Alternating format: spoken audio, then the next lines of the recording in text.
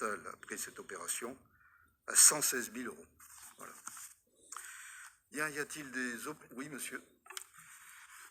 Je voulais préciser ma position sur ce sujet. C'est le collectif citoyen Sonnons en commun qui était représenté par M. Ribeiro lors de la réunion sur le Covid-19 avait fait une autre proposition qui était plutôt de favoriser les habitants de la ville et pas seulement les entreprises par la mise en place de chèques cadeaux ou d'autres moyens de ce type-là à destination plutôt des habitants, des citoyens. Vous avez donc décidé plutôt une subvention au club des entreprises afin qu'elle organise un jeu de concours. Ce jeu concours est donc financé par cette subvention, sachant que dans plein de villes où ce type d'opération existe, elle est financée par les budgets publicitaires de ces entreprises.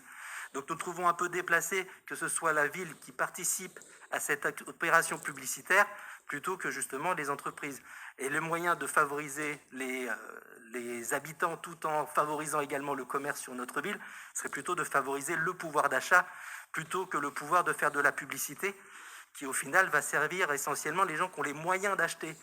Donc on trouve ce ciblage très malheureux, parce que dans le coup, ce sont ceux qui auront l'argent qui pourront participer encore plus de fois, parce qu'en plus les participations dans ce jeu concours ne sont pas limitées. Donc félicitations à ceux qui ont le plus d'argent, et tant pis pour ceux qui souffrent. C'est ce que nous constatons dans cette manière de faire. Bien, bon monsieur, c'est votre point de vue, hein, façon de voir les choses. Plusieurs éléments par rapport à ça. D'abord, on parle des tout petits commerçants sur ce nom. C'est pas le CAC 40. Laissez-moi finir, s'il vous plaît. Deuxième élément, est-ce qu'on fait quelque chose pour ceux qui sont les plus modestes et les plus pauvres? Vous savez, quand on exonère de droits d'installation au marché sur une somme aujourd'hui qui représente plus de 25 000 euros, c'est les tout petits qui sont là. Les marchands, vous savez qu'il y a sur la place François Mitterrand, il y en a beaucoup qui ne gagnent même pas le seuil de pauvreté.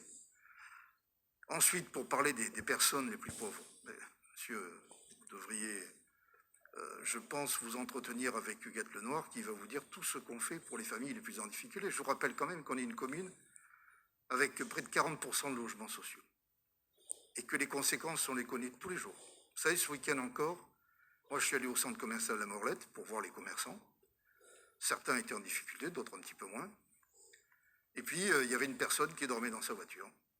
Donc, je n'oublie pas les personnes qui sont dans leur voiture depuis des semaines. Et cette personne ne dort plus dans sa voiture. Et nous la suivons, comme nous le faisons chaque fois qu'une situation difficile nous est signalée. Donc, on peut vous donner, à ce titre-là, toute l'action sociale qui est faite.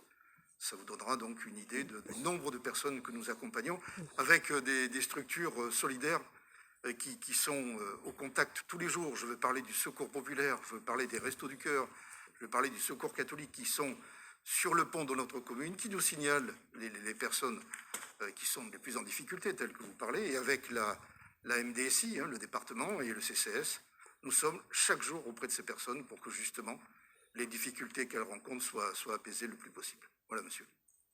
Oui. Je ne conteste pas l'aide que vous pouvez apporter aux plus faibles. Je dis juste que dans cette délibération, apporter 5 000 euros de plus aux entreprises dans ce cadre qui est un jeu concours et qui ne va profiter qu'à une certaine frange de la population, ce n'est pas adapté. Est-ce que Carrefour et Lidl, qui font partie des commerçants de notre ville, vont profiter de cette chose? Après tout, ils font partie des commerçants de la ville. Donc ça, est-ce que c'est ciblé? Est-ce que c'est enlevé dedans? Parce que ce n'est pas précisé dans la délibération. Monsieur, Carrefour n'est pas chez nous, c'est à Lormont. Donc voilà. Et puis la majorité des commerçants qui vont être aidés, vous savez, il y en a certains, je ne suis pas sûr qu'on les revoie l'année prochaine. Et ça m'inquiète beaucoup. Bien, on va passer au vote. Est-ce qu'il y a des